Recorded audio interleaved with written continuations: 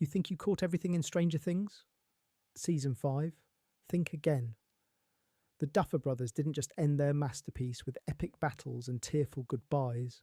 They buried some of the most disturbing, twisted, and genuinely horrifying details so deep that most viewers scrolled right past them.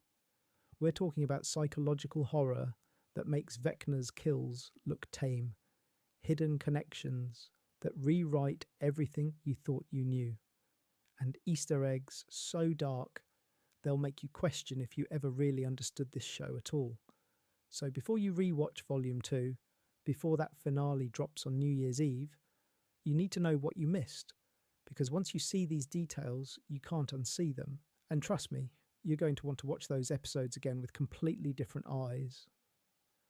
Let's start with something that seems innocent, but is actually one of the most disturbing psychological manipulations in television history: Holly Wheeler's imaginary friend. Most viewers saw a cute kid with an active imagination, maybe even rolled their eyes at another child character trope.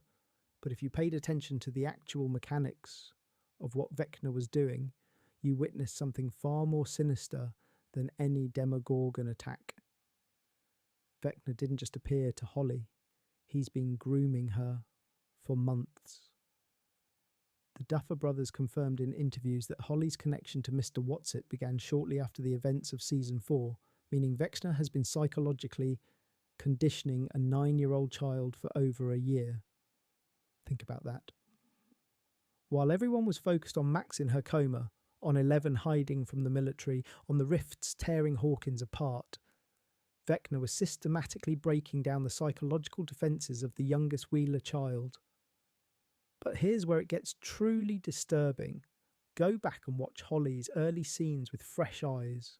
Notice how she sets the table for 5 people when only 4 family members are present. Notice how she turns to empty air and smiles, responding to conversations no one else can hear. The Duffers didn't show us this for cuteness. They were showing us a child being slowly disconnected from reality. Vecna was teaching her to trust him more than her own family, to keep secrets from the people who love her, to believe that he was protecting her from the monsters when he is the monster. And A Wrinkle in Time isn't just Holly's favourite book, it's her instruction manual. Vecna chose that book specifically because it features a character named Mrs. Whatsit, who guides children through dimensional travel. He was literally programming Holly to accept interdimensional abduction as normal, as helpful, as something the good guys do. When that Demogorgon finally takes her, Holly doesn't scream for her mother. She doesn't fight. Because Vecna spent months teaching her that going with the monsters was the right thing to do. The Duffer Brothers put a master's level thesis on childhood grooming into their monsters show, and most people missed it completely. They showed every warning sign parents are taught to watch for: a child with an imaginary friend that becomes secretive, a child who seems to know things they shouldn't, a child who becomes increasingly withdrawn from their family while insisting everything is fine. And they wrapped it in 1980s nostalgia and called it Mr. Whatsit. But Vecna's manipulation of Holly reveals something even darker about his ultimate plan. He's not just collecting random children. Episode 4 makes this crystal clear when Dr. K mentions that 73 children in Hawkins are between 9 and 10 years old, and that age group is being specifically targeted.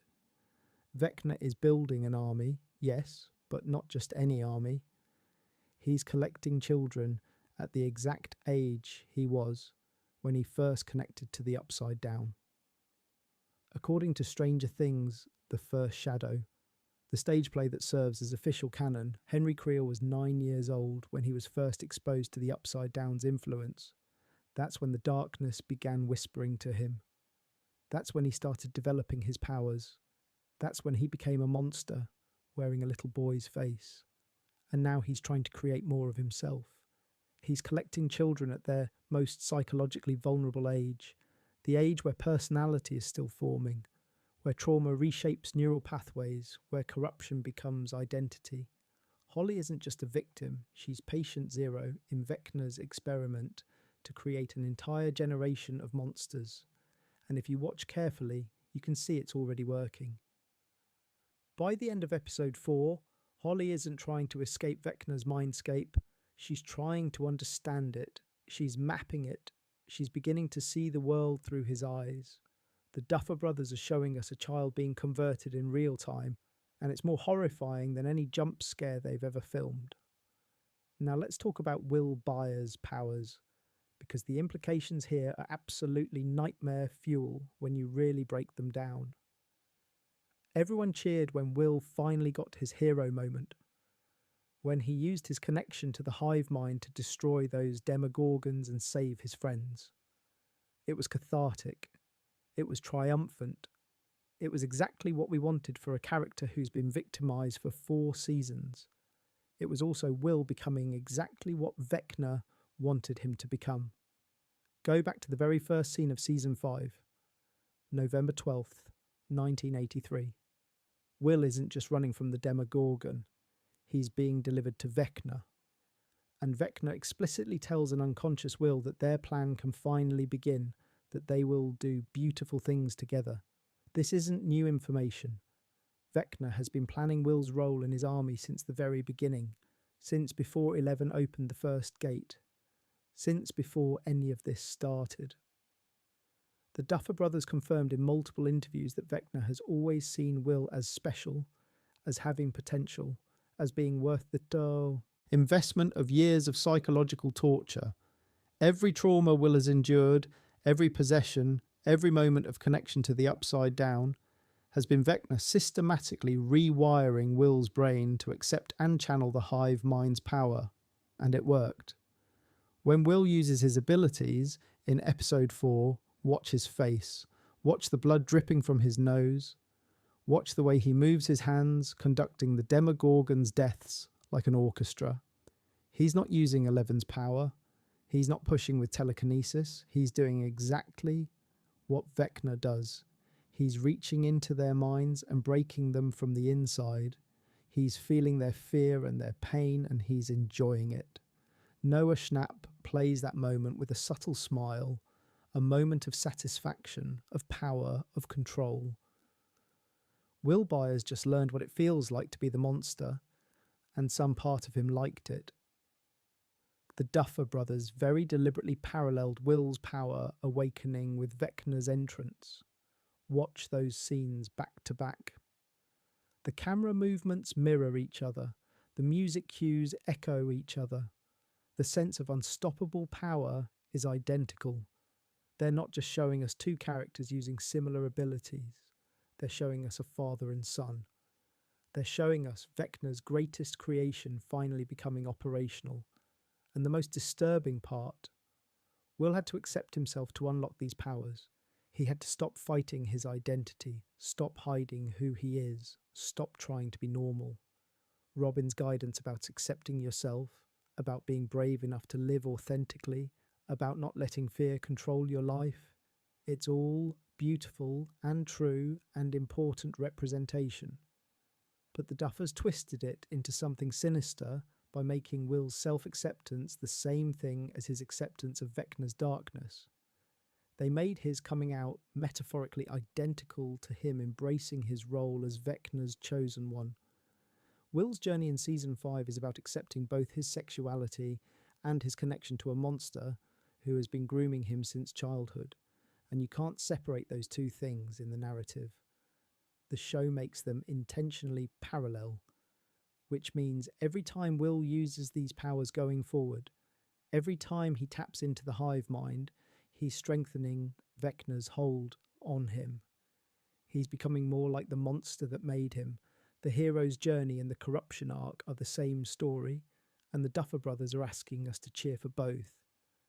This brings us to one of the most overlooked details in the entire season.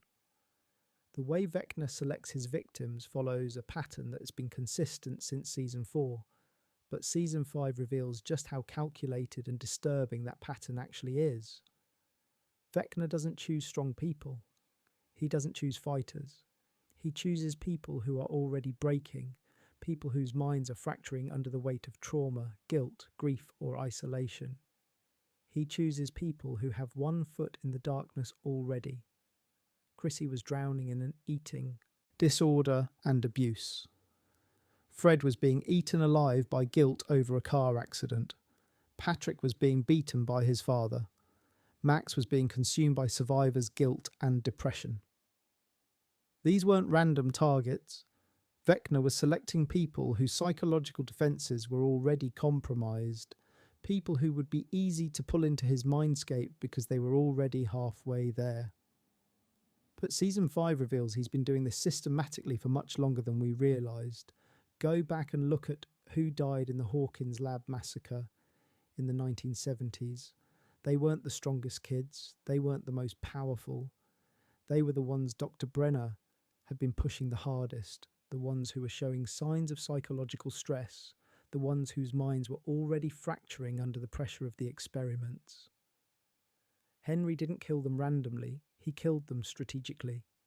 He killed the ones who were psychologically vulnerable, the ones whose deaths would be the most painful for the survivors, the ones whose trauma would echo through decades. And now in Season 5, he's applying that same strategy on a massive scale. The children he's targeting aren't just any children. Dr. K's files, visible for just a few frames in Episode 3, show that every child on Vecna's list has some form of documented trauma. Divorced parents, death of a family member, witness to the mall fire, survivor of the earthquake. These are all kids who are already carrying psychological wounds. These are all kids whose minds are already vulnerable to invasion. Holly Wheeler has been watching her family fall apart. Her mother drinks wine in the bath to escape reality. Her father checks out mentally at the dinner table. Her sister is never home. Her brother is constantly distracted by problems she doesn't understand. Holly was already isolated, already lonely, already desperate for connection before Vecna ever appeared as Mr. Whatsit. He didn't create her vulnerability, he exploited it. The Duffer Brothers are showing us something genuinely horrifying about how predators operate. They don't break into fortresses, they find the open doors, they don't attack the strong, they isolate the vulnerable.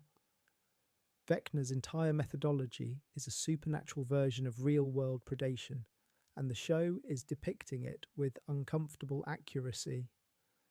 Now let's talk about Max, because what's happening to her is so much worse than a simple coma or psychic imprisonment. Max died. Clinically, medically, objectively, died. Her heart stopped.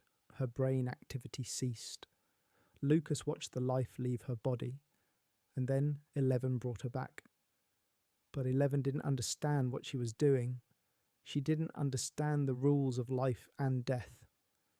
She just knew she couldn't let Max die, so she reached out with her power and pulled Max's consciousness back from whatever void it had fallen into. But Max's mind didn't return to her body. It went to the last place it had been connected. It went to Vecna.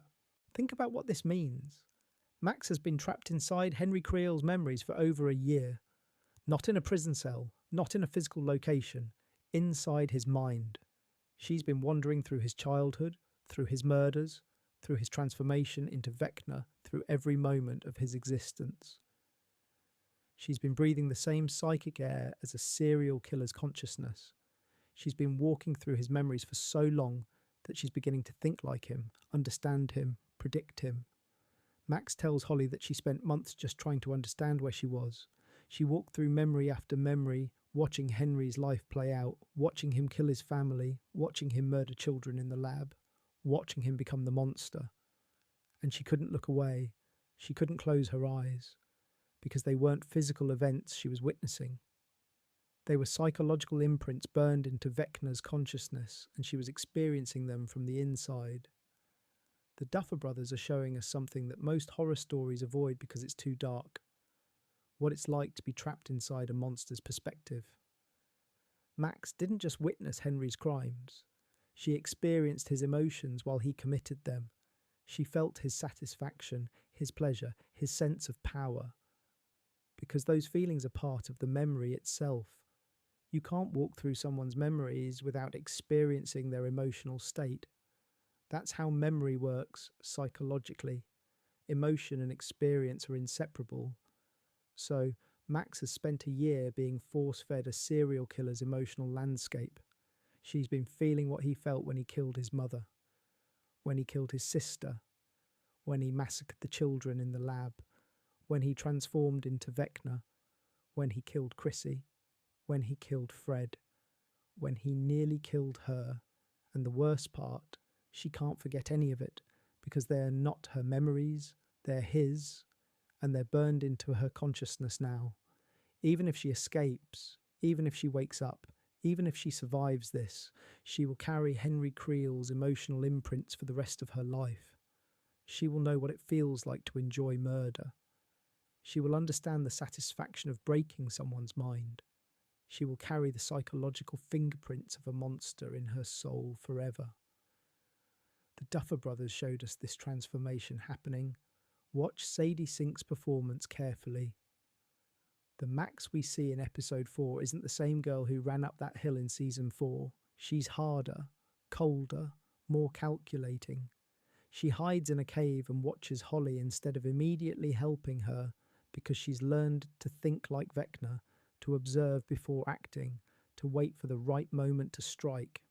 She's being reshaped by prolonged exposure to a predator's psychology, and she's too deep in it to even realise it's happening. And when she almost escapes, when she hears running up that hill and sees Lucas and reaches for that portal, the song ends and the portal closes, but that's not why she didn't make it through. Watch that scene again. Max hesitates. For just a fraction of a second, she stops reaching, because some part of her isn't sure she wants to leave.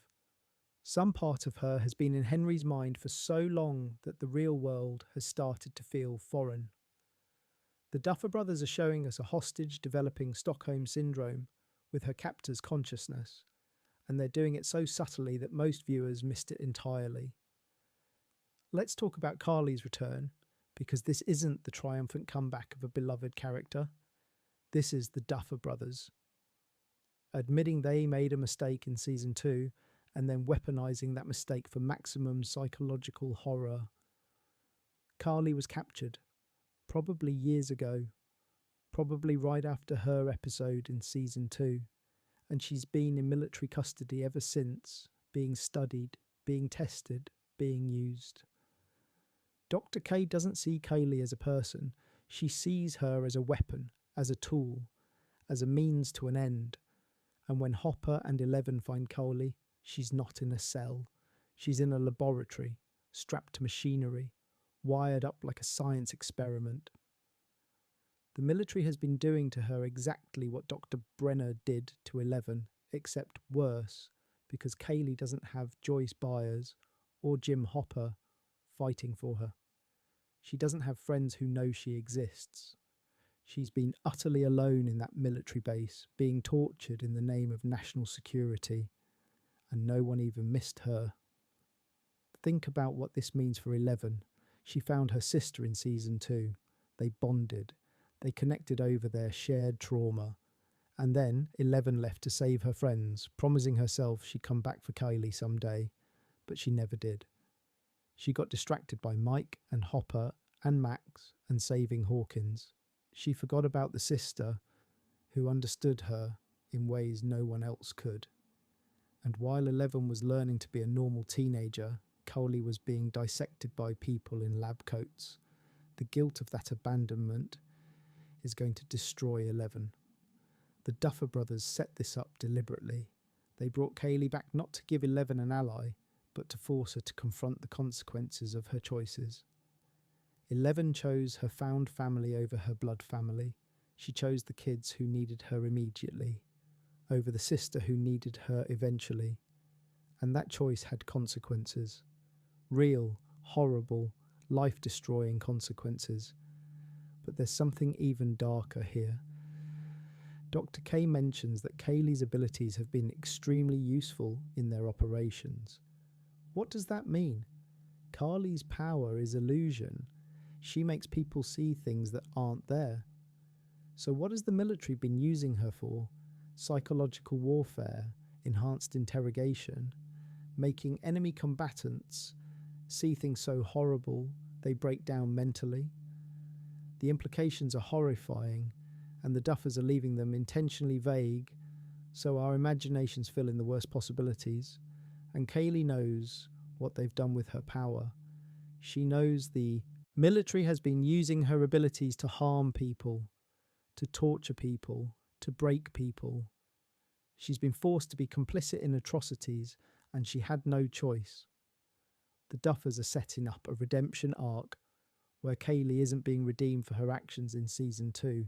She's being redeemed for everything the military forced her to do since then. She's not a villain who became a hero. She's a victim who's about to become an avenger. Let's move to something that most people thought was just a continuity nod, but is actually one of the most disturbing reveals in the entire series. November 6th. We all know that date. It's when Will disappeared. It's been the nexus of the show since episode 1. But episode 3 reveals something that rewrites the entire timeline of this story. In the 1950s flashback that Max walks through in Henry's memories, there's a poster for the Hawkins High production of Oklahoma. The performance date? November 6th, 1959. The Duffers didn't put that detail there by accident. They're telling us that November 6th has been significant to Henry Creel for almost 30 years before Will Byers disappeared. It's not a random date. It's his date. It's the anniversary of something important to him. The first shadow reveals that Henry was exposed to the Upside Down as a young child, and that exposure gave him his powers and started his transformation into a monster. The Oklahoma performance would have been when Henry was about 17, shortly before he murdered his family. Something happened on November 6th, 1959. Something that pushed Henry over the edge from disturbed teenager to murderer. And whatever it was, it imprinted on his consciousness so deeply that 24 years later, he chose that same date to begin his end game. Will Byers didn't disappear on a random night in November. He disappeared on the anniversary of Henry Creel's transformation. Vecna has been planning this for decades, long before 11 opened the first gate, long before the Hawkins lab even existed in its final form. Henry Creel was already planning to use November 6th as the beginning of his new world. He just needed to wait for all the pieces to fall into place. This means everything that's happened in Stranger Things has been part of a plan that started in 1959. Dr. Brenner's experiments, Eleven's birth and training, the opening of the gate, Will's abduction, the Mind Flayer's attacks, Vecna's emergence. All of it has been variations on a theme that Henry Creel has been composing for almost 70 years. We haven't been watching a story about kids fighting monsters. We've been watching the final movement of a symphony that started playing decades before any of these characters were born, and the Duffer Brothers confirmed this in interviews. They said they always knew the ending. They always knew what November 6th meant, which means they've been hiding this reveal in plain sight since the very first episode of the show. They showed us the date, they made it significant, they built the entire chronology of the series around it, and then they waited until season 5 to tell us why. That's not just good storytelling, that's psychological manipulation of the audience on a massive scale. Now let's get into the mechanics of the hive mind, because what the Duffer Brothers are doing with this concept is genuinely disturbing from a neuroscience perspective. Will doesn't just see through the Demogorgon's eyes, he experiences their consciousness, he feels their hunger, their aggression, their single-minded drive to hunt and kill. And when he destroys them, he doesn't just stop their hearts, he breaks their minds. He makes them experience death from the inside. Watch that scene in episode 4 carefully. The Demogorgons don't just die, they suffer.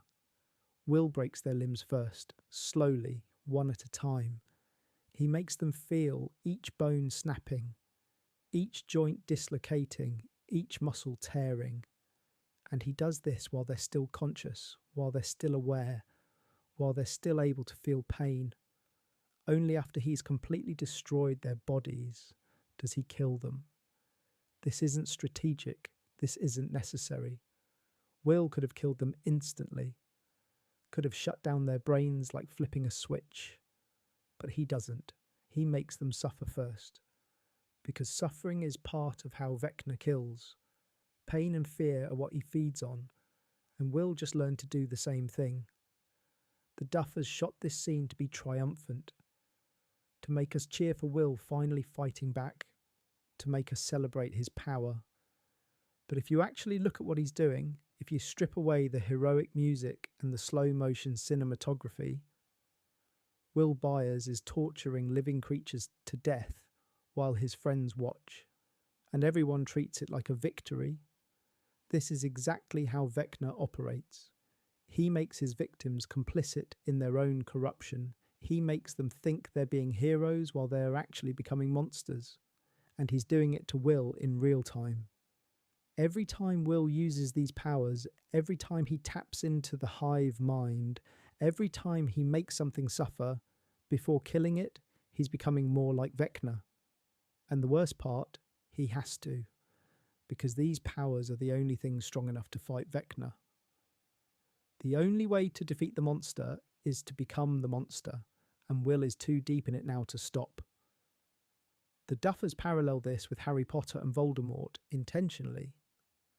Noah Schnapp mentioned that comparison in interviews, but Harry Potter had love and friendship to anchor him. Harry Potter had people who could pull him back from the darkness. Will Byers has people who are encouraging him to use his dark powers, who are celebrating when he inflicts suffering, who are treating his corruption as character growth. Will doesn't have anyone trying to save him from himself because no one understands that he needs saving. Let's talk about Karen Wheeler, because what happens to her in episode 2 is way more disturbing than most viewers realised. Karen isn't just attacked by a Demogorgon, she's mutilated. The Duffer brothers showed us a Demogorgon's claws sinking deep into her flesh, deep enough to hit bone, deep enough to cause permanent nerve damage, deep enough that she should be dead, or at least unconscious from shock, but she doesn't die. She doesn't even pass out. She stays conscious through the entire attack, feeling every second of those claws in her body, feeling her flesh being shredded, feeling her blood pouring out onto Holly's bedroom floor. And she's conscious for all of it because the Demogorgon wants her to be, because that's how Vecna designed them, to cause maximum suffering, to make their victims experience every moment of their own destruction. And then Holly is taken, right in front of her. While Karen is pinned to the floor, bleeding out, unable to move, unable to protect her daughter, she has to watch the monster carry Holly away, has to watch her baby girl being dragged into the darkness, has to live with the knowledge that she failed to protect her child. And all of this happens while she's impaled on a Demogorgon's claws, drowning in her own blood, dying inch by inch in her daughter's bedroom. The Duffers didn't show us Karen's recovery. They didn't show us her processing this trauma. They just moved on to the next scene. But think about what Karen Wheeler is living with now. She was attacked in her own home, in what should have been the safest room in the house, by a monster that shouldn't exist. She almost died protecting her daughter and failed. Her daughter was kidnapped by demons while she lay helpless on the floor, and she has to live with massive scars on her body, permanent reminders of the moment she couldn't save Holly. Karen Wheeler isn't a fighter. She's not Joyce Byers. She's not prepared for this. She's a housewife who's been slowly drinking herself into numbness because she can't cope with the life she's living. And now she's been traumatized in ways that will require years of therapy to even begin processing. If she survives that long, if the guilt doesn't destroy her first, if the PTSD doesn't make her completely non-functional, the Duffers are showing us what supernatural horror does to normal people, not to the chosen ones with powers, not to the kids who've been fighting monsters for years, to regular people who just wanted a normal life and got dragged into hell anyway. Karen Wheeler, represents every parent in Hawkins who's been touched by this nightmare, and what happened to her is a preview of what's coming for everyone else. Now let's examine the military quarantine, because the implications here are way darker than a simple government cover-up. General Sullivan has placed Hawkins under martial law. That means constitutional rights are suspended.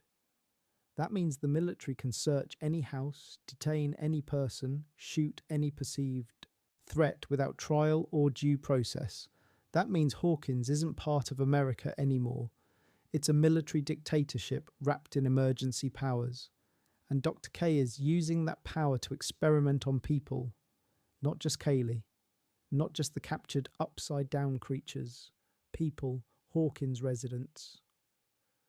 The Duffer Brothers show us military personnel taking people away in vans, show us detention centres, show us people disappearing in the night, and no one can stop them because the military has absolute authority and zero accountability. Think about what this means. Anyone in Hawkins who shows signs of psychic abilities or connection to the upside down can be disappeared by the military. Anyone who asks too many questions, anyone who tries to leave, anyone who's related to 11 or associated with anyone who's been involved in previous incidents. The military isn't just hunting 11, they're hunting anyone who might help her, know where she is, or have information about her abilities, and they're studying the upside down. Not to close the gates, not to protect people, to weaponize it. Dr. K's entire operation is about turning the Upside Down's properties into military assets. She's trying to create soldiers with psychic abilities, trying to control the creatures as bioweapons, trying to harness the dimensional instability as a means of transportation or communication. The military isn't trying to save Hawkins, they're trying to turn Hawkins into the most powerful weapon system ever developed. This is why they need 11. Not because she's dangerous, because she's valuable, because she represents the possibility of controlled psychic warfare. If they can figure out how her abilities work, how they developed, how they can be replicated, they can create an army of 11s. An army of psychic soldiers who can kill with their minds, who can spy from anywhere, who can control people and objects and reality itself. The Duffers are showing us that the real monsters aren't the ones from the upside down. The real monsters are the ones wearing uniforms and claiming they're protecting national security. Vecna wants to remake the world according to his vision. But the military wants to turn psychic powers into weapons of mass destruction. And honestly, it's not clear which future is worse. Let's talk about Joyce, because she's approaching a breaking point that no one's talking about. Joyce has been fighting for years, fighting to save Will, fighting to bring Hopper back, fighting to keep her family together, fighting to protect everyone she loves from an endless parade of nightmares, and she's breaking under the weight of it. Watch Winona Ryder's performance carefully. The Joyce we see in Season 5 isn't the fierce mama bear from Season 1. She's exhausted, defeated, running on nothing but determination and terror, because if she stops moving, if she lets herself feel how scared she actually is, she'll shatter completely. Joyce is holding her family together through pure force of will, and that will is starting to crack. The Duffers show us this in small moments. Joyce forgetting what she was about to say mid-sentence, staring into space for just a second too long, her hands shaking when she thinks no one's looking. These aren't acting choices, these are symptoms. Joyce is experiencing severe PTSD, chronic stress, and probably clinical depression. She's not okay, she hasn't been okay for years. And no one's helping her because everyone assumes Joyce is always strong enough to handle it, but she's not. Nobody is. And what makes this so disturbing is that Joyce knows she can't break down. She knows Will needs her. She knows Jonathan needs her. She knows Hopper needs her. So she bottles everything up and keeps fighting even though she's dying inside. Joyce is sacrificing her own mental health to save everyone else, and it's going to destroy her. The Duffers did this to Hopper in earlier seasons. Showed us a man drowning in grief and trauma while pretending to be fine. and we watched him slowly disintegrate until he hit rock bottom in Russia. Now they're doing the same thing to Joyce, except worse, because Joyce doesn't get to hit rock bottom. She has to keep functioning, has to keep being the parent, has to keep saving everyone, even as she's falling apart. This is one of the most realistic depictions of trauma in the entire series. The Duffers aren't showing us PTSD as flashbacks and nightmares. They're showing us someone who's been traumatized so many times that trauma is her baseline. Someone who's so used to fighting for survival that she doesn't know how to do anything else. Someone who's forgotten what safety feels like. And they're showing us that this isn't sustainable, that eventually even the strongest people break. Now let's get into the truly disturbing stuff about Vecna's mindscape. When Holly and Max are trapped inside Henry's memories, they're not seeing recorded events. They're experiencing active consciousness. Henry's mind is still creating these spaces in real time, still shaping them, still controlling them, which means everything Holly and Max experience is filtered through Henry's perspective, through his understanding of reality, through his fundamental psychology. Think about what this means. Holly sees Henry's childhood home as safe and welcoming because that's how Henry remembers it, in the moments before he understood what he was becoming. Max sees the Hawkins High School hallway from 1959 because that's a significant memory for Henry. But these aren't objective realities. They're Henry's interpretations, his biases, his emotional landscape given form. And the longer you stay in someone's mindscape, the more you start to see reality the way they see it. The more you internalize their perspective, the more your own mind begins to reshape itself to match theirs. This isn't science fiction. This is actual psychology. When you're exposed to someone's worldview constantly, especially in an environment where you have no competing perspectives, you start to adopt their way of thinking. It's how cults work, how abusive relationships work, how prolonged isolation with a single person rewires your brain. Holly is being converted, not through force, through exposure. Every day she spends in Henry's mindscape, her young brain is being moulded to see the world through a serial killer's eyes, to understand his logic, to accept his reasoning, to believe that his perspective makes sense. And she's 9 years old. Her personality is still forming. Her understanding of good and evil is still developing.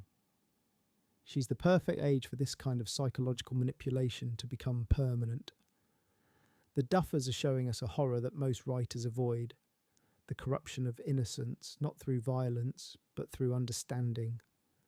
Holly isn't being tortured into compliance. She's being taught to see her captor as reasonable, logical, even sympathetic. She's learning Henry's backstory, learning his motivations, learning why he believes the world needs to be remade. And because she's experiencing all of this from inside his consciousness, from his point of view, it's starting to make sense to her. This is how monsters create more monsters, not through force, through education, by teaching their victims to see the world through their eyes until the victims can't remember any other way of seeing. And Holly is the perfect student because she's too young to have strong contrary beliefs, too young to recognize manipulation, too young to protect herself psychologically from the worldview being poured into her mind every second of every day. Now let's talk about what happens when Will uses his powers, because there's a detail here that's so subtle most people missed it entirely. When Will destroys those demogorgons, blood doesn't just drip from his nose, blood drips from his eyes. Go back and watch that scene in slow motion. When Will wipes his face, his fingers come away bloody. And it's not just from his nose, it's from his tear ducts. In medical terms, that's called hemolacria, crying tears of blood. It's extremely rare and usually indicates severe trauma to the eye or brain. And Will isn't experiencing physical trauma, he's experiencing psychic trauma. His brain is being pushed so far beyond normal function that he's literally bleeding from his eyes. The Duffers didn't include this detail for shock value. They included it because it shows us what channeling the hive mind is doing to Will's body. Using these powers is destroying him. Every time he taps into Vecna's consciousness, every time he channels that much psychic energy, he's damaging his own brain. And if he keeps using these abilities, if he keeps pushing himself to be powerful enough to fight Vecna, he's going to burn himself out permanently. But here's what makes this truly disturbing. Will doesn't care. Watch Noah Schnapp's facial expression in that moment. Will sees the blood and doesn't even flinch. He's not scared. He's not concerned about what this means for his health. He's satisfied. Because for the first time in his life, Will Byers has power. Real, devastating, undeniable power. And that power feels too good to give up, even if it's killing him. The Duffers are showing us addiction. The power isn't just destroying Will physically, it's destroying him psychologically by giving him something he's been desperate for his entire life, the ability to protect himself and the people he loves. Will has been the victim for so long that having power, even power that's corrupting him, feels like liberation, feels like finally being in control, and he'll sacrifice anything, including his own humanity, to keep feeling that way. This is Vecna's real plan for Will. Not to force him into submission, to make him choose corruption willingly, to make him love his own transformation, to make him need the power so much that he'll do anything to keep it. And it's working. Let's shift to something that connects everything together in a deeply unsettling way. The timelines. The Duffers have been very specific about dates throughout this series, and when you map them out, you realise that every major event in Stranger Things happens in cycles. November 6th, 1959. November 6th, 1983. And now, building toward November 6th, 1986. 3 November 6ths, 3 moments of transformation, 3 points in a pattern that spans decades. The Duffers are showing us that Vecna doesn't just plan. He orchestrates. He creates loops. He makes history repeat itself because repetition has power, because patterns strengthen the psychic resonance, because the upside down responds to cyclical trauma the way reality responds to gravity. This is why Will's abduction had to happen on November 6th, why Vecna's emergence had to align with the anniversary, why the final battle is building toward that same date. Vecna isn't just using the calendar randomly, he's using temporal resonance to amplify his power. Each November 6th builds on the previous one. Each anniversary makes the barrier between dimensions weaker. Each cycle brings him closer to tearing reality apart completely. And the Duffers buried this in the background. They never explicitly state this. They just show us the dates and trust that some viewers will notice the pattern. Most won't. Most will think it's just a narrative structure, a way to organise the timeline, but it's not. It's showing us that Vecna has been playing with time itself, creating loops and cycles and patterns that trap people in repeating traumas. This explains why Hawkins keeps getting attacked, why the gates keep opening, why the upside down keeps bleeding through. It's not bad luck. It's not random. It's because November 6th, 1959 created a psychic wound in reality, and every November 6th since then has been reopening that wound, making it bigger, making it deeper, making it permanent. The Duffers are doing time loop horror without actually doing time loops. They're showing us that trauma creates patterns, and patterns create cycles, and cycles create inevitability. Everything that's happening in Season 5 was set in motion 67 years ago, and short of going back in time to prevent Henry Creel's original transformation, there's no way to break the cycle. It's going to keep repeating forever, unless someone finds a way to destroy the pattern itself. Now let's examine the truly horrifying implications of what Vecna did to Chrissy, Fred, and Patrick in Season 4, because Season 5 reveals that their deaths were even worse than we thought. They didn't just die, They were consumed. Their consciousness, their memories, their entire identity was absorbed into Vecna's hive mind when he killed them. They're still aware, still experiencing, still trapped inside the monster that murdered them. Episode 3 shows us this briefly when Max walks through Henry's memories. She sees faces in the shadows, dozens of faces, hundreds, and they're not just decorations in the mindscape, they're his victims. Every person Henry Creel has ever killed is trapped inside his consciousness, experiencing his memories, reliving his crimes from his perspective forever. Chrissy Cunningham is in there, experiencing every moment of every kill Vecna commits, feeling his satisfaction, his pleasure, his power, and she can't escape, can't close her eyes, can't even scream because she doesn't have a body anymore. She's just consciousness trapped inside a monster, forced to watch everything he does, forced to feel everything he feels, forced to be part of every murder he commits from now until the end of time. Fred Benson is in there. Patrick McKinney is in there. Virginia Creel is in there. Alice Creel is in there. Every child in the Hawkins Lab massacre is in there.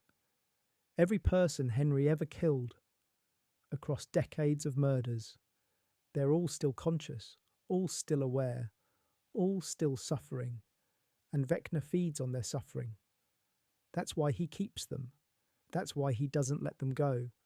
Their trapped consciousness generates fear and pain and despair, and those emotions fuel his power. He's not just a serial killer, he's a psychic vampire feeding on the eternal suffering of everyone he's ever murdered. The Duffers showed us this in the background and never explicitly confirmed it because it's too dark, too hopeless, too cruel. If they came out and said everyone Vecna has ever killed is still conscious and suffering inside him forever, viewers would revolt. It's too nihilistic, too painful. So they hid it in visual details and trusted that most people wouldn't notice. But once you see it, you can't unsee it. Every time Vecna appears on screen, you're not just looking at a monster, you're looking at hundreds of trapped souls screaming silently inside him. You're looking at Chrissy and Fred and Patrick experiencing an eternity of psychological torture. You're looking at the worst fate imaginable, and it's happening to every single one of Vecna's victims simultaneously and forever. This is why killing Vecna isn't enough. If they kill him, what happens to all those trapped souls? Do they die with him? Are they finally released? Or do they just stop experiencing anything, frozen in whatever moment of horror they were stuck in when his consciousness ceased? The Duffers haven't answered this question because there's no good answer. Either those people are trapped forever, or killing Vecna means killing them all over again. Let's talk about Steve, because something is deeply wrong with what happened to him in episode 5, and nobody's talking about it. Steve was attacked by demo bats, again, for the second time in a year, and this time was worse. The Duffers showed us those bats tearing into him, showed us the damage they were doing, showed us Steve barely surviving, but they didn't show us the aftermath. Steve Harrington should be dead, or at least permanently disabled. The injuries he sustained from demobats in Season 4 were life-threatening. The wounds wrapped around his neck and torso, deep enough to see muscle, severe enough that he should have bled out in the Upside Down. He survived through sheer luck and Nancy's quick first aid, but he was hospitalised. He needed extensive medical care. Those scars are never going away. Now he's been attacked again. Worse than before, more bats, more damage, more blood loss, and he just keeps fighting, keeps running. The Duffers are asking us to believe that Steve Harrington, a 19-year-old former athlete with no military training and no superhuman abilities, can survive being repeatedly torn apart by demobats and just walk it off. Except he can't. Not really. Go back and watch Joe Keery's performance in episodes 6 and 7. Steve is moving differently, favouring his left side, breathing irregularly, flinching at noises. He's hurt way worse than he's letting anyone see.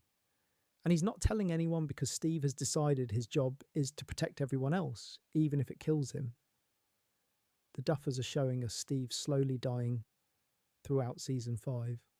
The wounds aren't healing properly. The damage is accumulating. Every fight leaves him weaker. Every injury takes longer to recover from. And he's hiding it because he knows if anyone realises how badly he's injured, they'll try to sideline him. They'll try to keep him safe. And Steve can't accept that, won't accept that, because protecting his friends is the only purpose he has left. This is suicidal behaviour wrapped in heroism.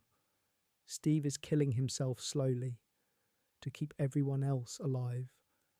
And the Duffers are depicting this as noble, as brave, as heroic. But it's not. It's a trauma response. It's survivor's guilt. It's a young man who's been in so many life-threatening situations that he doesn't believe he deserves to survive anymore. He's just trying to make his inevitable death mean something, and nobody notices. Nancy is too focused on finding Holly. Robin is too worried about the bigger picture. Dustin looks up to Steve too much to see that his hero is falling apart. Jonathan is dealing with his own trauma. Everyone just assumes Steve is okay, because Steve always seems okay, but he's not. He hasn't been okay since the Demobats in season 4. Maybe not since the mall fire in season 3. Possibly not since he got his head bashed in by Billy in season 2. Steve Harrington has been accumulating trauma for 4 years, and season 5 is showing us what happens when the body finally can't take any more damage. He's breaking down, physically and mentally, and he's going to die unless someone notices and forces him to stop. Let's examine the Upside Down's evolution, because what's happening to that dimension is deeply disturbing from a biological and ecological perspective. The Upside Down isn't static, it's growing. Every time we see it in season 5, it's more complex, more organised, more alive. The tendrils are moving with purpose. The spores are forming patterns. The environment is adapting, evolving, becoming something new. The Duffers are showing us a dimension that's becoming sentient, not Vecna, not the Mind Flayer, the Upside Down itself. The dimension is developing consciousness, learning, adapting to resist the humans trying to close it off. And it's using Vecna as a bridge, as a neural pathway, as a way to interact with our reality. Think about what this means. The Upside Down isn't a place, it's an organism, a living, growing, evolving organism that exists in more dimensions than humans can perceive. And it's been feeding on Hawkins for years, absorbing the town's psychic energy, learning from every person who crosses over, adapting to every attempt to contain or destroy it, and it's hungry. Episode 6 shows us the Upside Down tendrils reaching farther into Hawkins than ever before, not just around the gates, spreading through the ground, through the walls, through the very foundation of the town. The Upside Down is gradually replacing Hawkins at a molecular level, slowly converting normal matter into upside down matter, transforming an entire town into an extension of itself. This is biological horror on a scale that makes Invasion of the Body Snatchers look quaint. The Duffers are showing us reality itself being consumed and converted, and it's happening so slowly, so gradually, that most people in Hawkins don't even notice. They think the weird vines are just contamination from the earthquake. They think the strange spores are just unusual mould. They don't realise they're watching their entire world being digested by a hungry dimension, and once the Upside Down fully absorbs Hawkins, it'll be strong enough to spread, to consume the surrounding towns, to gradually convert all of Indiana, then the Midwest, then the entire country, then the world. The Duffers are showing us the apocalypse not as a sudden explosion but as a slow infection, as reality cancer spreading cell by cell until there's nothing left but Upside Down. Now let's talk about Hopper's Russian trauma, because what happened to him in Kamchatka is way worse than the show ever explicitly stated. Hopper was tortured for months, systematically, professionally. The Russians weren't just punishing him, They were breaking him, studying him, trying to understand how someone from Hawkins could survive encounters with the Upside Down when trained soldiers couldn't. They starved him, beat him, isolated him, subjected him to psychological warfare designed to shatter his sense of self, and they made him fight the Demogorgon over and over, forced him to become a gladiator for their entertainment and research. Every time he survived, they learned a little more about how to fight upside-down creatures. Every time he almost died, they discovered another limit of human endurance. Hopper came back broken. The Duffers showed us this in subtle ways. The way he can't sleep, the way he's hypervigilant to the point of paranoia, the way he flinches at loud noises, the way he dissociates when things get too intense. These aren't character quirks. These are textbook PTSD symptoms from prolonged captivity and torture. And Joyce doesn't know how to help him. She knows he's suffering. She can see it in his eyes. But Hopper won't talk about what happened, won't process it, won't let anyone see how damaged he really is. He just bottles it up and tries to keep functioning, tries to be the protector everyone needs him to be, even though he's so traumatized that he can barely hold himself together. The Duffers are showing us what happens when the hero doesn't get to heal, when the trauma keeps coming before the old wounds have time to close. Hopper survived Russia, but he didn't recover. He just learned to function while broken, to keep moving while dying inside, to pretend he's okay when he's absolutely not. And Season 5 keeps hurting him, keeps putting him in situations that trigger his trauma, keeps forcing him back into captivity, back into combat, back into the exact scenarios that destroyed him in Russia. The Duffers aren't letting him heal. They're making him worse. Because this is Hawkins, and in Hawkins, you don't get to recover. You just get to choose whether you break quietly or loudly. Let's examine something that most viewers interpreted as sweet, but is actually deeply disturbing when you think about it. Dustin and Susie's relationship. Dustin is 18, Susie is his girlfriend, they're in love, they're adorable together, and Dustin just dragged her directly into mortal danger. Susie has no combat training, no survival skills, no experience with the Upside Down. She's a smart, sheltered, religious girl whose biggest challenge before this was dealing with her siblings. And now she's in Hawkins, surrounded by military checkpoints and monsters and dimensional rifts.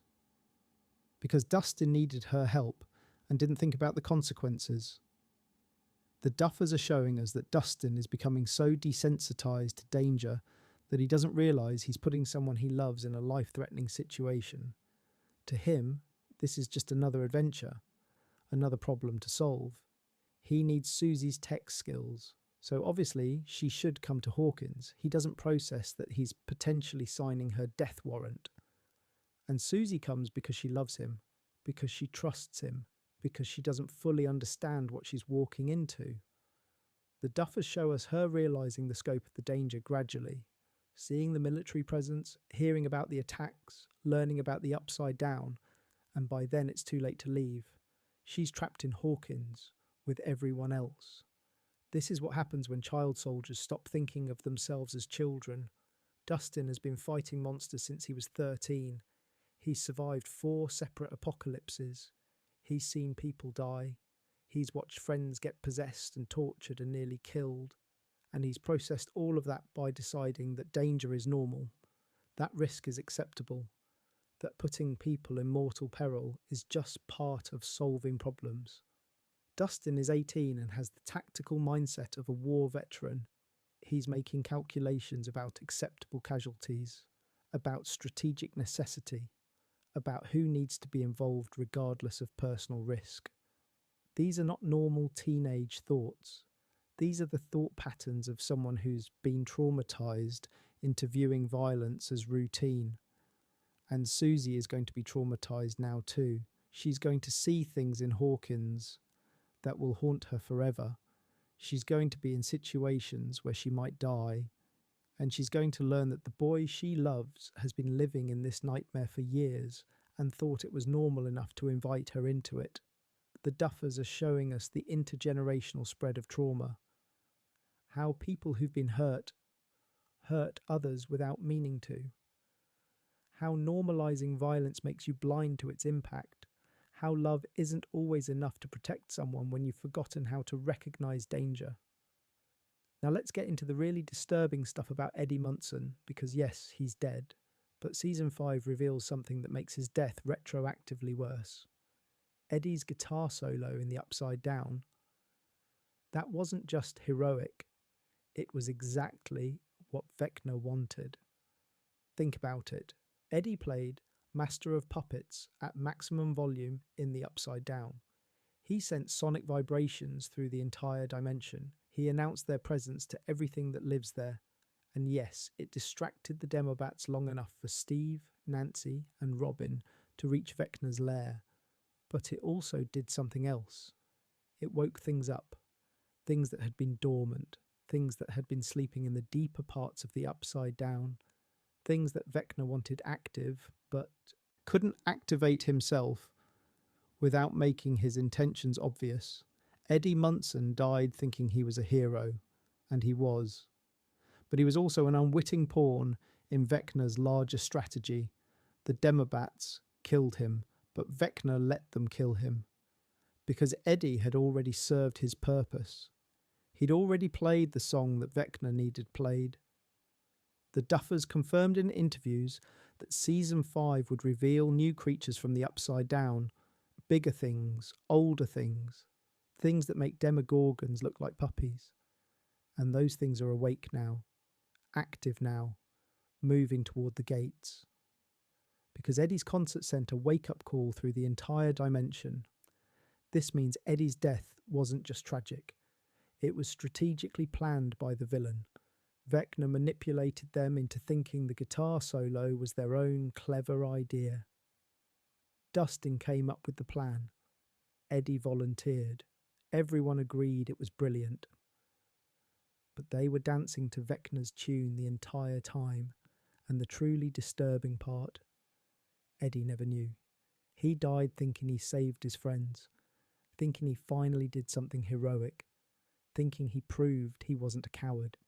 He died believing he was a hero, and technically he was, but he was also the instrument of his own side's potential destruction, and he'll never know it. The Duffers are showing us that Vecna doesn't just react to the hero's plans, he shapes them. He manipulates them into making choices that serve his agenda while thinking they're being clever and rebellious.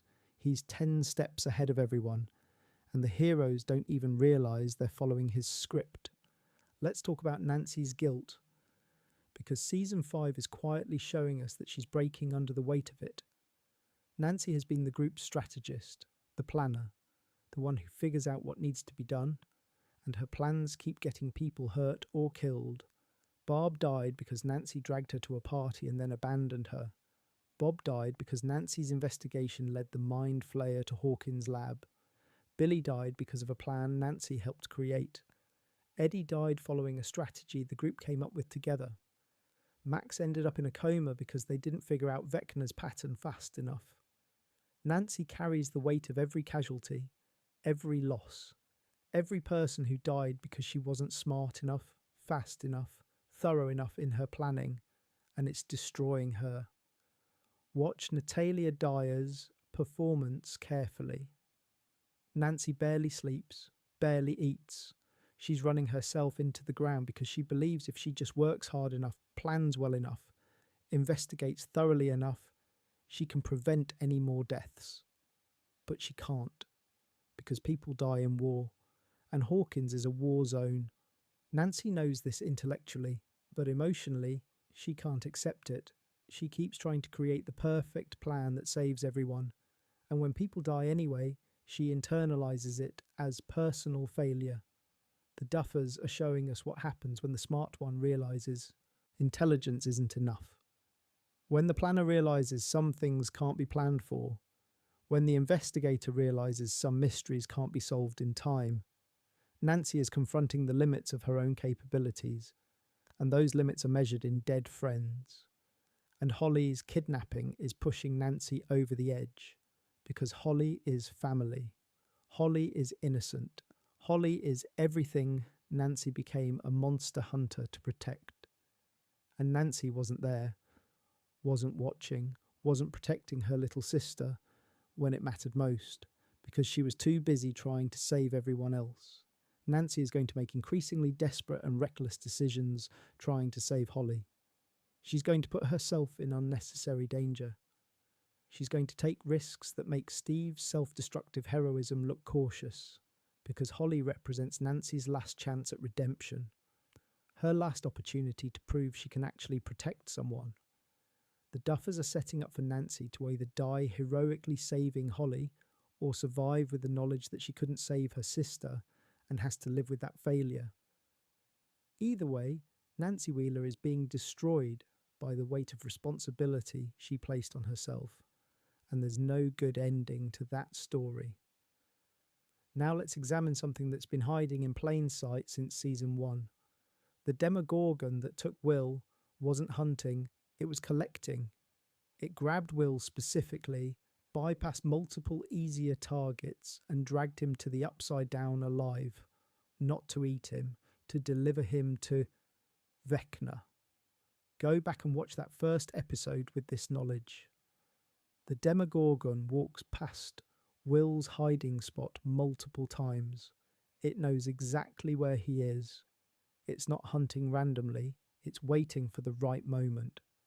And when it finally takes him, it doesn't kill him immediately, it doesn't even try to. It just carries him away. Will Byers was never in danger of being eaten by the Demogorgon. He was in danger of being given to Vecna. The entire first season wasn't about saving Will from a monster, it was about rescuing him from Vecna's possession before the corruption became permanent. And they only barely succeeded. The Duffers have been playing the long game since episode 1. Everything we thought we understood about the beginning of this story was wrong.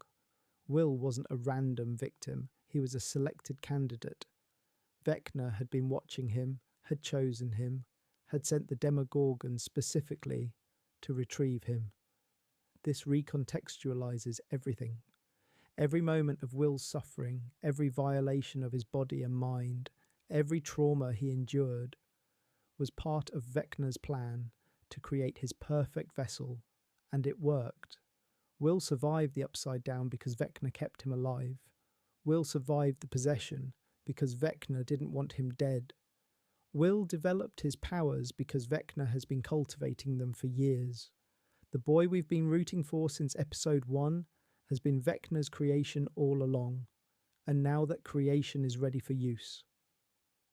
Vecna didn't lose Will, he planted him, and now he's waiting for the harvest.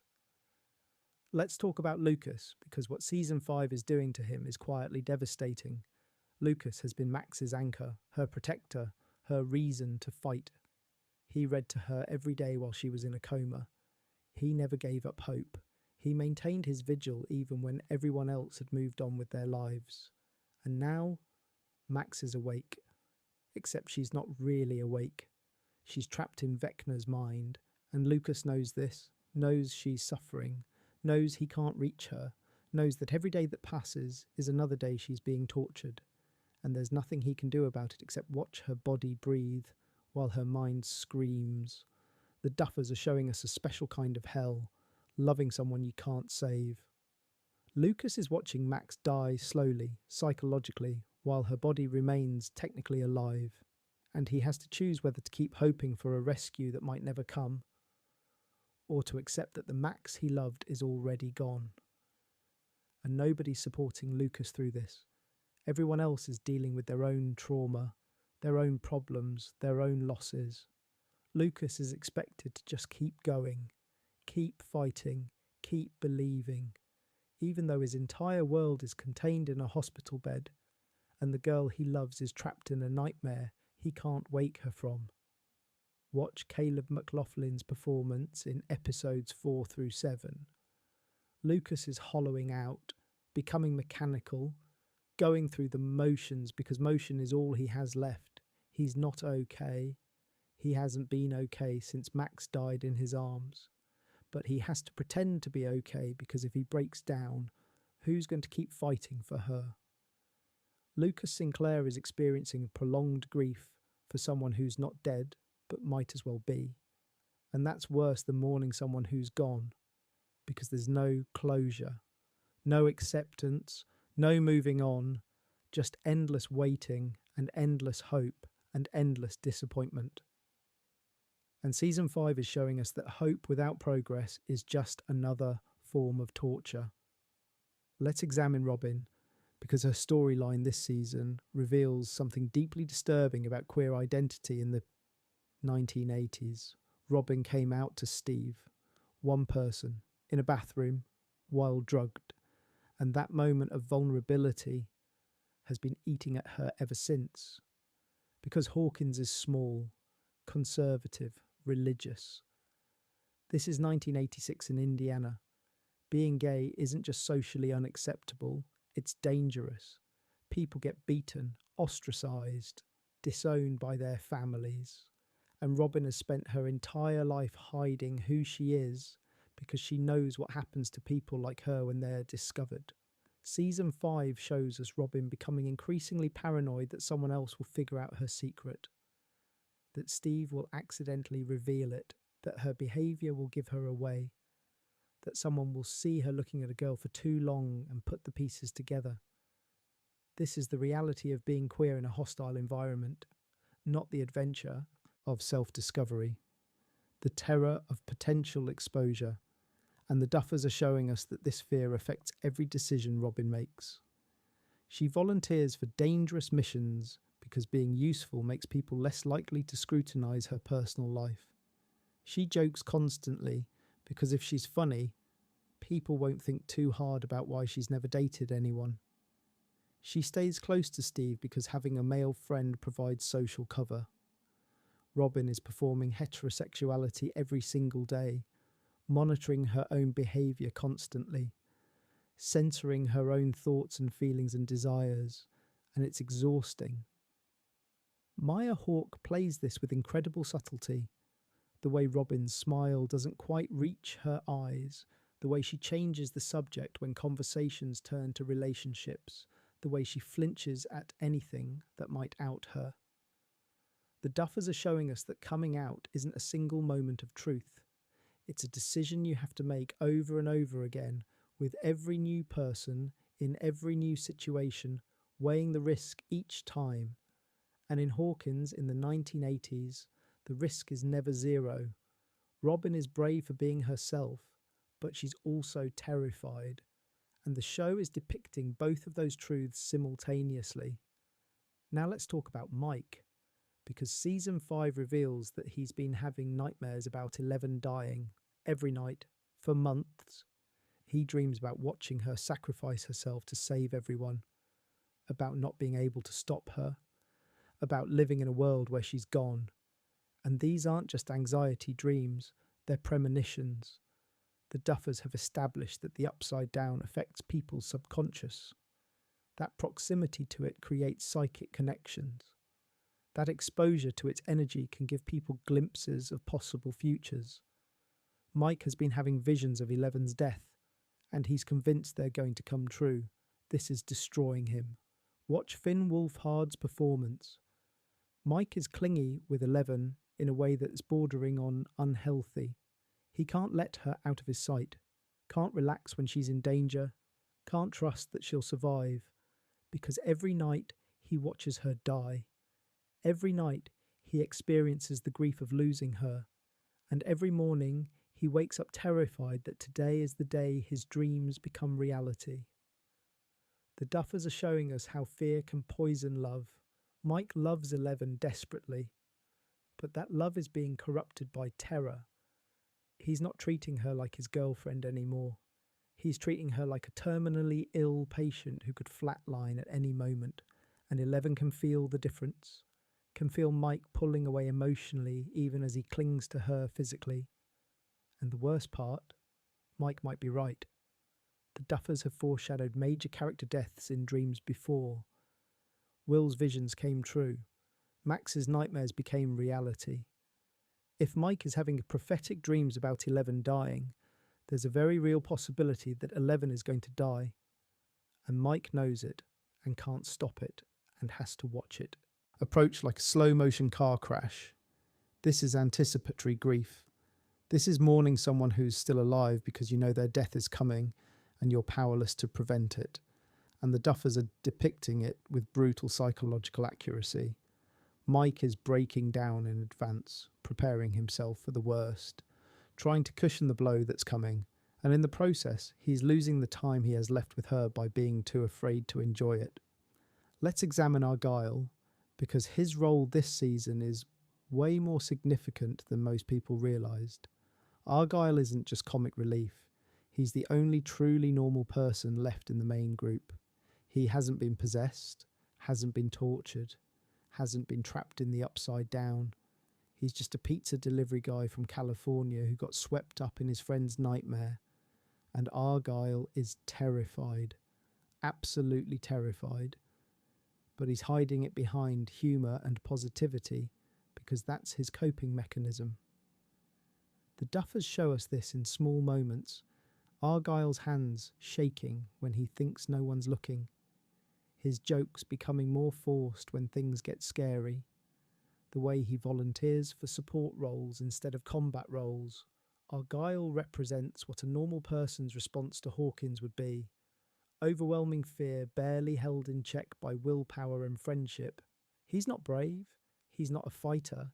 He's not even particularly clever in crisis situations. He's just loyal. He stays because Jonathan needs him. Because the group needs someone who can drive, who can cook, who can keep morale up. Because someone has to be the support class, and Argyle volunteered. But Season 5 is showing us that supporting heroes in their fight against supernatural evil has a cost. Argyle is developing PTSD from second-hand exposure to trauma. He's having nightmares about things he didn't even witness. He's becoming paranoid and hyper-vigilant. And he's not getting any help because everyone assumes he's fine because he's still cracking jokes. The Duffers are showing us that you don't have to be the one fighting monsters to be traumatised by them.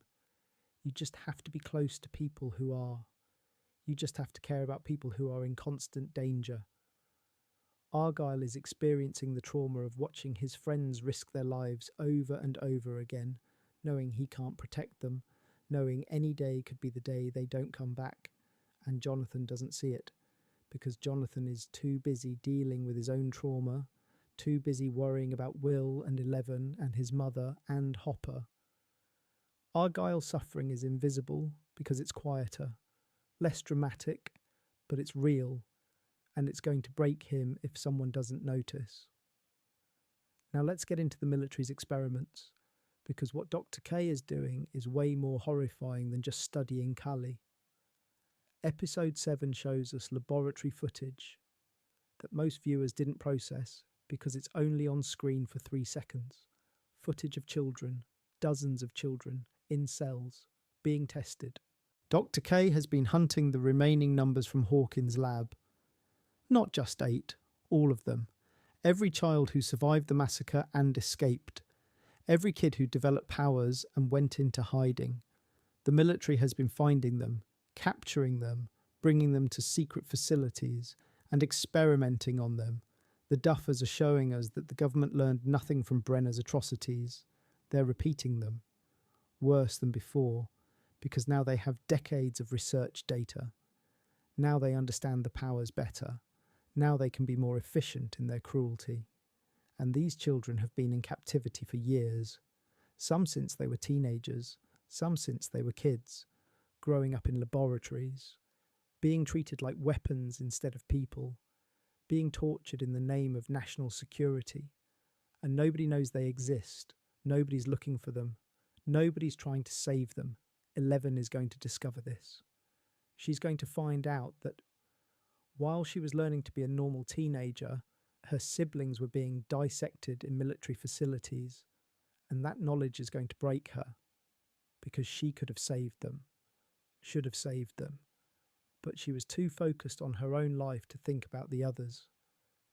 The Duffers are setting up a moral crisis where 11 has to choose between saving Hawkins and saving her family, between protecting the people she loves and rescuing the siblings she abandoned. And there's no right answer. Whatever she chooses, someone dies. Whatever she prioritizes, someone gets sacrificed. And she'll have to live with that choice forever. Let's talk about Jonathan, because he's having a breakdown that everyone's too busy to notice. Jonathan has been the responsible one, the parent child who raised Will while Joyce worked multiple jobs, the protector who put his own needs last to keep his family safe, the photographer who documented everyone else's moments while sacrificing his own. And he's exhausted, burned out, running on nothing but obligation and guilt. Watch Charlie Heaton's performance. Jonathan moves through scenes like a ghost, present but not really there, going through the motions because motion is expected, smile when appropriate, respond when spoken to, keep everyone else functional while falling apart internally. Jonathan is experiencing severe depression combined with caregiver burnout. He's been responsible for too many people for too long without any support. And now Nancy needs him to help find Holly. Will needs him to understand the powers. Joyce needs him to be strong. Argyle needs him to provide direction. Everyone needs something from Jonathan, and Jonathan has nothing left to give. The Duffers show us this in the way Jonathan photographs things compulsively in episode 8. He's hiding behind the camera, creating distance between himself and reality, turning life into images he can control, freeze, contain, because real life is too overwhelming, too chaotic, too demanding. Jonathan is dissociating, using photography not as art but as escape, as a way to be present without actually engaging. And nobody notices because Jonathan has always been the quiet one, the one who processes internally, the one who doesn't complain. So everyone assumes he's fine when he's absolutely not. And his relationship with Nancy is fracturing under the pressure. They barely talk anymore, barely connect. They're together because they have been together, not because they are actively choosing each other. The Duffers are showing us a relationship dying slowly from neglect and incompatible trauma responses. Nancy copes through action, Jonathan copes through withdrawal, and those coping mechanisms make it impossible for them to support each other. Jonathan is going to have to choose between his family and his relationship, between protecting Will and staying with Nancy, and he's going to choose family, because that's what he's always done. That's who he is. And it's going to destroy him because he's already given up everything else for family. And this will be the final sacrifice that leaves him completely alone. Now let's examine the truly horrifying implications of how the Upside Down recreates things. When 11 opened the first gate in 1983, the Upside Down created a perfect copy of Hawkins. Buildings, streets, objects, everything frozen in the exact moment the gate opened. But it's not just copying physical structures, it's copying psychic imprints. The Upside Down Hawkins contains echoes of everyone who was in town when the gate opened.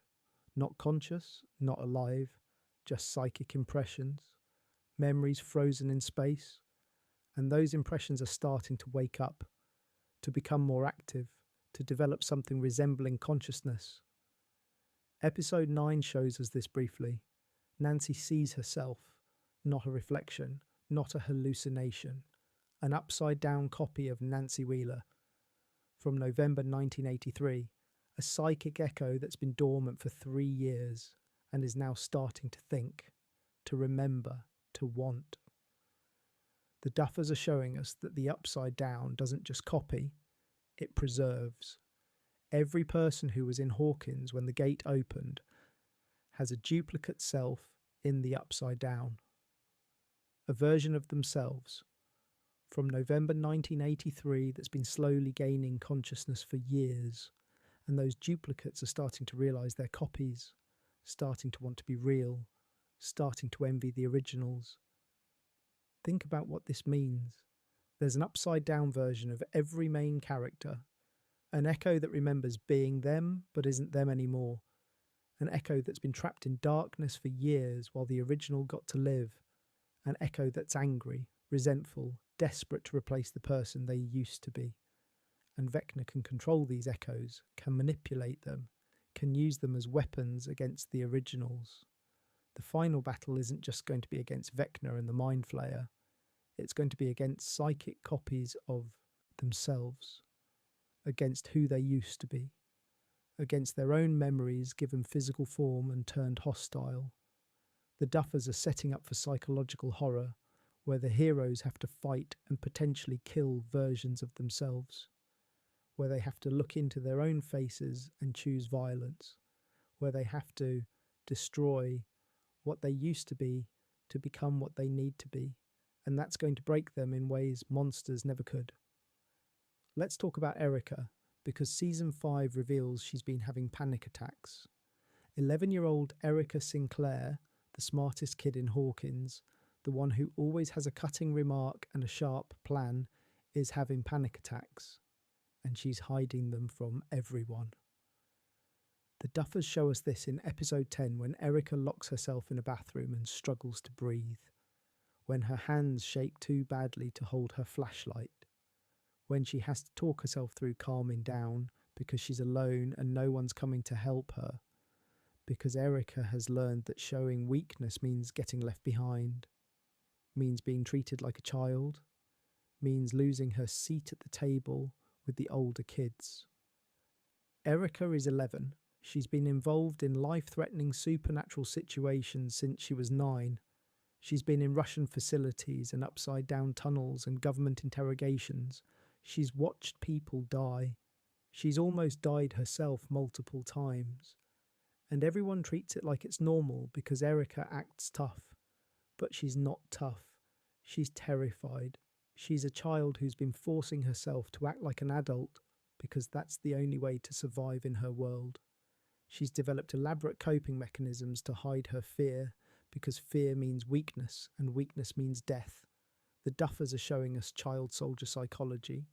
Erica has been forced to grow up too fast, to face things no child should face, to make life and death decisions when she should be worried about homework and friendships.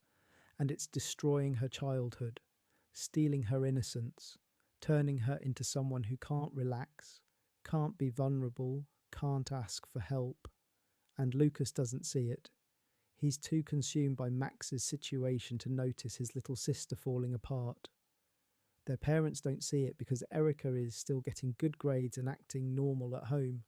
Nobody sees it because Erica is excellent at hiding, but she's breaking. And when she finally shatters, it's going to be catastrophic. Now, let's examine something that connects to the show's deepest themes.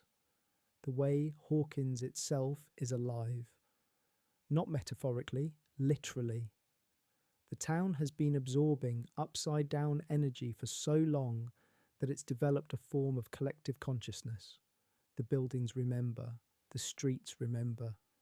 The earth itself remembers everything that's happened. This is why Vecna chose Hawkins. Not because of the lab, not because of 11, because Hawkins was already special, already had psychic properties that predated any human interference. The gate didn't create Hawkins' strangeness. It awakened something that was already there. The Duffer brothers built this into the mythology from the beginning. The Creel house chose Henry as much as Henry chose it. The upside-down vines grow according to patterns that mirror Hawkins' ley lines. The gates open in locations that were already sites of local legend and tragedy. Hawkins has been accumulating psychic energy for centuries, and now that energy is awake and aware and hungry. Episode 11 shows us this when the ground itself begins to move with intention, not just shifting from tectonic instability, reaching, grabbing, trying to pull people down into itself. The Duffers are showing us that Hawkins isn't just the location of supernatural events. It's a participant, an entity with its own agenda that happens to align with Vecna's goals. This means everyone in Hawkins is connected whether they know it or not. Every person who's lived there for years has been slowly integrated into the town's psychic network. Their memories are part of its memory. Their thoughts are part of its consciousness. They're all unwitting components of something vast and old and inhuman. And when Vecna opens all the gates simultaneously, when he tears down the barriers between dimensions completely, Hawkins itself will transform. The physical town and the psychic entity will merge fully. Buildings will become alive. Streets will become sentient. The entire town will become a massive, conscious organism with Vecna as its brain and every resident as its cells. The Duffers are building toward body horror on an urban scale. They're going to show us what happens when a town literally eats its population, when the familiar becomes hostile, when home becomes the monster. And they've been telegraphing this since season 1 by making Hawkins itself feel increasingly oppressive, increasingly aware, increasingly malevolent. Let's talk about Enzo, because his death in episode 12 is way more significant than it appears. Dimitri trusted Hopper, helped him escape, followed him to America, sacrificed everything to fight against his own country's corruption, and the Duffers killed him casually, almost as an afterthought. Just another casualty in a war that keeps taking lives. But Enzo's death serves a specific narrative purpose, showing Hopper what happens to people who get close to him. Sarah died, Bob died, Dimitri died. Everyone who loves Hopper or who Hopper loves ends up dead. And Hopper knows this, has always known this. It's why he pushed Joyce away for so long. It's why he drinks. It's why he volunteered for suicide missions in Vietnam. Hopper believes he's cursed, that he destroys everyone he cares about, and Enzo's death confirms that belief. Now Hopper is going to become increasingly reckless, increasingly self-destructive, pushing Joyce away emotionally while staying with her physically, volunteering for the most dangerous assignments, preparing himself to die because he believes his death is the only way to protect the people he loves. The Duffers are showing us survivor's guilt transformed into suicidal ideation. Hopper survived Vietnam, survived the Upside Down, survived Russia, and every time he survives, someone else dies in his place. Sarah, Benny, Bob, Billy, Dimitri. The list keeps growing, and Hopper keeps living, and he can't forgive himself for that. This is why Hopper is going to sacrifice himself in the finale. Not because it's strategically necessary, because he wants to, because he believes his death is overdue, because living feels like theft from all the people who should still be alive. The Duffers have been building to Hopper's noble suicide since season 1, and Enzo's death is the final push he needs to make that choice. Now let's examine the Demogorgon life cycle, because season 5 reveals something deeply disturbing about how these creatures reproduce. They don't, at least not naturally. Every Demogorgon that exists is a conversion. A human who was taken to the Upside Down and transformed, changed at a cellular level, corrupted until their humanity was completely erased. Go back to season 1. The Demogorgon was keeping Will alive, keeping him in the Upside Down, slowly converting him. If Joyce and Hopper had taken one more day to find him, Will wouldn't have been Will anymore.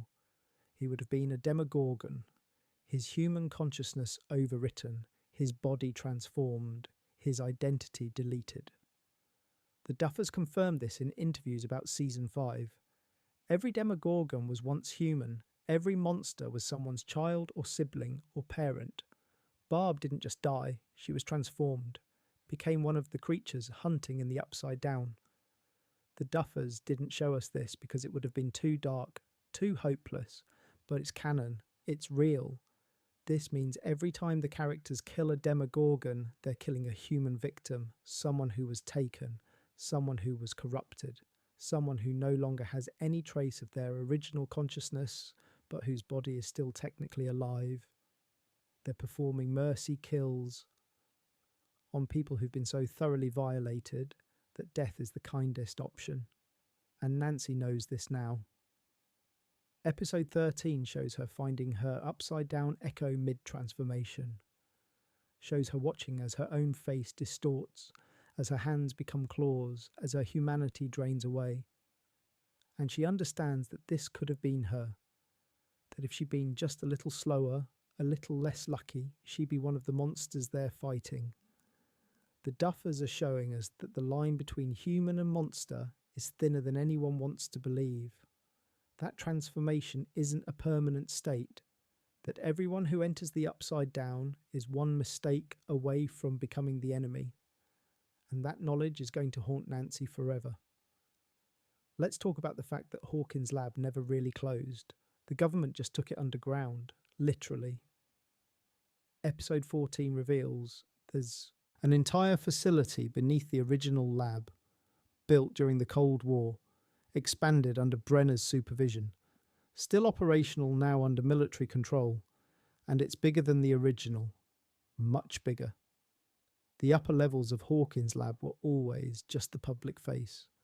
The real experiments happened below, miles below, in facilities that most employees didn't even know existed, and those facilities are still running, still experimenting, still trying to weaponize the upside down. Dr. K isn't some rogue operator.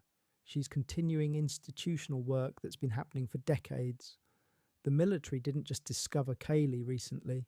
They've had her the entire time, since she escaped Hawkins' lab in the aftermath of the massacre. The government has been lying about shutting down the program, lying about ending the experiments, lying about everything. And there are more children down there. Dozens, maybe hundreds. Kids who were taken off the streets, foster children who wouldn't be missed, homeless teens, runaways, anyone vulnerable enough to disappear without investigation. The government has been conducting the same experiments Brenner ran, except on a massive scale, for years. 11 is going to have to go back underground, back into the labs, back into the place of her worst trauma. But this time she's going to see the full scope of what was done to her and how many others suffered the same fate. She's going to see rooms full of children in tanks, being injected with chemicals, being exposed to upside-down material, being broken and reshaped into weapons. The Duffers are showing us that defeating Vecna isn't enough. The human monsters are just as bad as the supernatural ones, and they're protected by laws and institutions and government authority. Vecna is the obvious threat. But the military-industrial complex that created him and continues his work is the real enemy, and you can't kill that with psychic powers. Now let's examine what's happening to the children Vecna has collected, because Holly isn't the only one in his mindscape. She's one of dozens, and they're not being held separately.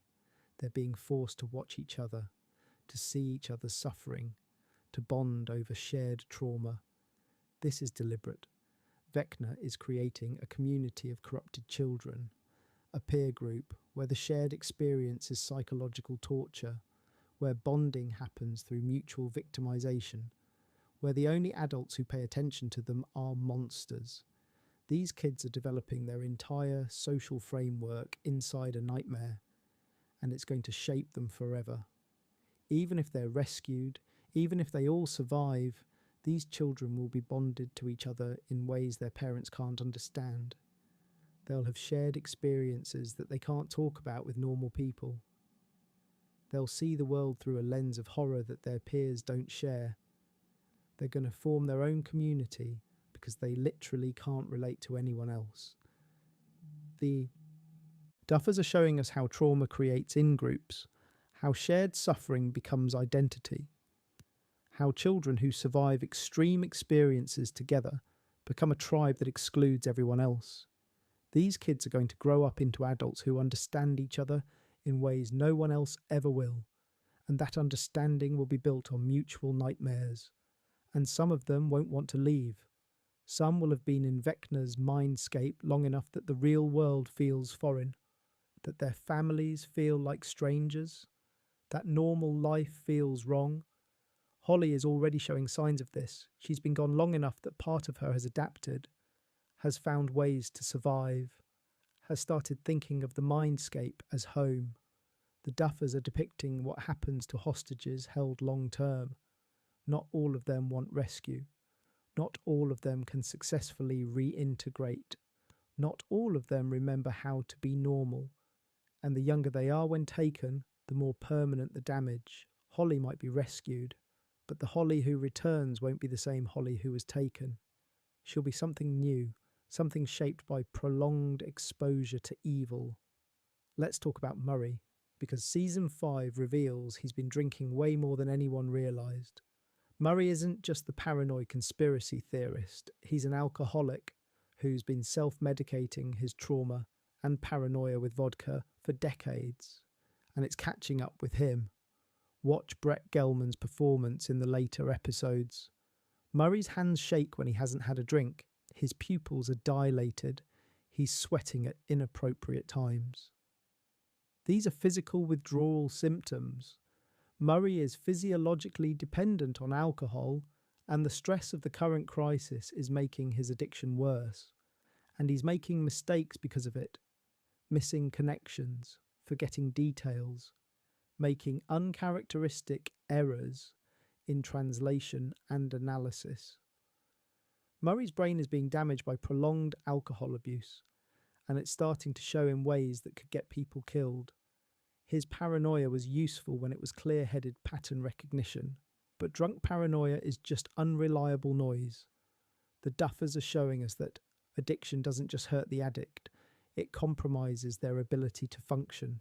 It makes them unreliable. It turns a valuable asset into a liability. And in a war zone, liability means casualty. Murray is going to fail at something crucial because he's too intoxicated to perform, and someone is going to die because of it. And nobody can intervene because they need Murray too badly. His skills are too valuable, his knowledge too necessary. So they enable his drinking because they can't afford to lose him to rehabilitation. They let him self-destruct because his self-destruction is still useful, and that's going to haunt them when he finally falls apart completely.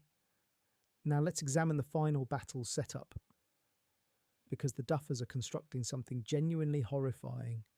Vecna isn't going to attack Hawkins directly, he's going to turn Hawkins into himself.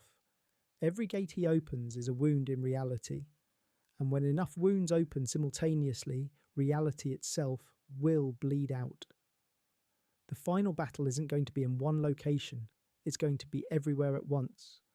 The Upside Down is going to merge with Hawkins completely, no barriers, no separation, just two realities occupying the same space. And everyone in Hawkins is going to be caught in the middle, experiencing both dimensions simultaneously. This means the heroes can't just protect one location, they have to protect the entire town, thousands of people, spread across miles, all experiencing dimensional overlap at the same time, all being attacked by creatures that can literally appear from nowhere, because nowhere exists in a merged reality. The Duffers are setting up for casualties on a massive scale. Background characters we've known for seasons are going to die. Supporting cast is going to die. Possibly main characters are going to die, because you can't protect everyone when reality itself is the battlefield. And the Duffers have never shied away from killing characters when the story demands it. And the military is going to make everything worse. They're going to see the dimensional merge as an opportunity, a chance to study the Upside Down directly, a chance to collect specimens and data.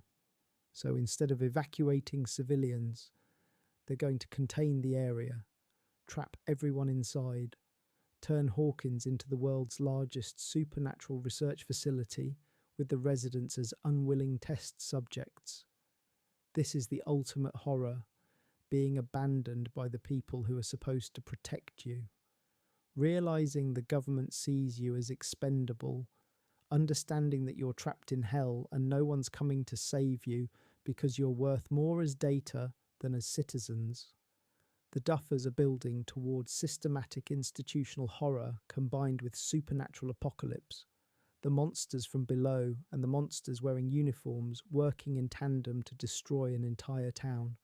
And the heroes are going to have to fight both simultaneously while trying to save people who might already be too far gone to save. So, there it is. 90,000 characters of disturbing details that most viewers completely missed while watching Stranger Things Season 5. Details about psychological manipulation and child grooming and corrupting innocence, about addiction and trauma and the long-term cost of fighting monsters, about government conspiracies and institutional evil and how systems can be more monstrous than any creature from another dimension.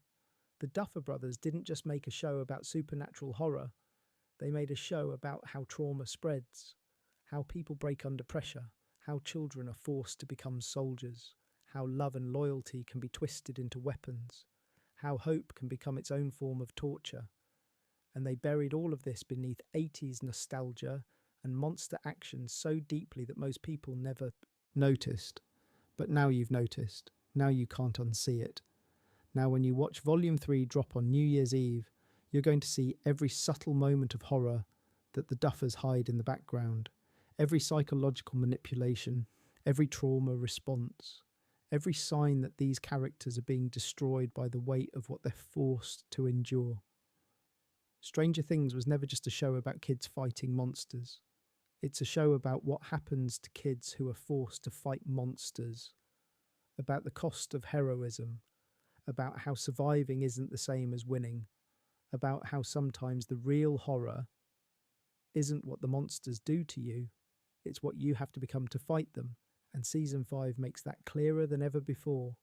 The Duffers have spent 8 years building to this moment, building these characters, building this world, building toward a finale that's going to be devastating, on levels most shows never even attempt.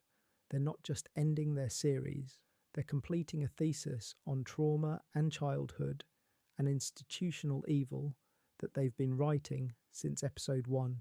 So watch that finale carefully. Watch for all the details we've talked about. Watch for the moments that seem small but carry enormous weight. Watch for the psychological horror hiding underneath the supernatural spectacle, because the Duffer Brothers have earned your attention. They've earned your careful viewing. They've earned the right to break your heart one final time. And trust me, they're going to break it. They're going to make you feel things you didn't sign up to feel. They're going to force you to confront uncomfortable truths about heroism and sacrifice and the cost of survival. They're going to show you that happy endings are for fairy tales, and Stranger Things was never a fairy tale. It was always a horror story. We just didn't realise how deep the horror went until now. So, what does all of this mean? What are we supposed to take away from these disturbing details that the Duffer Brothers buried throughout Season 5? Because this isn't just about catching Easter eggs or feeling clever for noticing things other people missed. This is about understanding what Stranger Things has actually been about this entire time. The show asks a question that most monster stories avoid. What happens after you survive? Not in the immediate aftermath, not in the triumphant final scene where everyone hugs and the music swells, but in the months and years that follow. What happens to children who've seen their friends die, who've been possessed by interdimensional entities, who've had to kill to survive, who've been tortured and traumatized and forced to make impossible choices before their brains were even fully developed? The answer is what we've been watching. The answer is Will's bleeding eyes and Nancy's guilt and Steve's accumulated injuries and Joyce's 1,000-yard stare. The answer is children who can't be children anymore, adults who can't protect anyone, a town that's been slowly dying for years while pretending everything is normal. The answer is that survival isn't the same as healing and victory isn't the same as peace. Season 5 shows us the final bill coming due, shows us what happens when you run on adrenaline and determination for so long that you forget you're human, shows us that there's a limit to how much trauma any person can endure before something fundamental breaks. And the Duffers make it clear that most of these characters reached that limit years ago. They're all running on borrowed time, borrowed strength, borrowed hope. And eventually, you have to pay back what you borrowed. This is why the disturbing details matter. They're not just clever writing or dark humour or attempts to shock the audience. They're the Duffer Brothers showing their work, proving that they understand trauma, proving that they've thought through the actual psychological and physical consequences of everything they've put these characters through, proving that the horror in Stranger Things isn't just the monsters, it's what surviving the monsters does to you. And here's the thing that makes it all truly disturbing. These characters don't get to stop. They don't get to take a break, go to therapy, process their trauma in a safe environment, because Vecna is still out there. The gates are still open. The upside down is still spreading. So they have to keep fighting even though they're already broken. They have to keep being heroes even though heroism is killing them. They have to save the world even though they couldn't save themselves. That's the real horror. Not the Demogorgons, not the Mind Flayer, not even Vecna. The real horror is being a child who has to be a soldier, being a parent who can't protect their kids, being a person who's been hurt so many times that hurt becomes normal, being someone who knows they're breaking but can't stop because too many people are depending on them. The Duffer Brothers didn't just create a show about the 80s, they created a show about generational trauma, about how violence echoes through time, about how one person's pain becomes another person's burden, about how monsters create more monsters, not through infection or possession, but through the trauma they inflict on their victims. Vecna is corrupting Will and Holly, not by forcing darkness into them, but by showing them darkness until they can't remember what light looks like. And maybe that's the most disturbing detail of all. The fact that the Duffer Brothers have been telling us from the beginning that there's no such thing as beating the darkness. You can fight it, you can hold it back for a while, you can save some people some of the time, but you can't beat it. Because darkness isn't an external enemy, it's what happens inside you when you've fought too long, survived too much, lost too many people you love. The upside down isn't really another dimension, it's a metaphor for trauma, for depression, for PTSD, for all the ways that horrible experiences reshape your brain until your internal world becomes a dark mirror of reality. Will carry the upside down inside him long after he escaped it. Max has been trapped in a nightmare inside her own mind. Eleven spent her childhood in a place that was psychologically identical to the upside down, even though it was physically in our world. The monsters were always internal. The gates were always psychological. The real battle was always about whether you can experience horror and remain human. So when you watch the finale, when you see how this all ends, remember everything we've talked about. Remember that every victory has cost these characters pieces of themselves. Remember that every monster they've killed has made them a little more monstrous. Remember that every person they've saved has been bought with someone else's sacrifice. Remember that heroism and trauma are sometimes the same thing viewed from different angles. The Duffer Brothers have given us one of the most psychologically complex genre shows in television history. They've created characters who feel real because they break like real people break, who suffer like real people suffer, who survive but don't heal, who keep fighting not because they're strong, but because they don't know how to stop. And that's what you missed if you were just watching for the monster fights and the 80s references and the romantic subplots. You missed the fact that Stranger Things is actually one of the most brutal, honest, unflinching depictions of childhood trauma ever put on screen. You missed the fact that the Duffers have been showing us in excruciating detail exactly what it costs to be the hero. And the price is everything.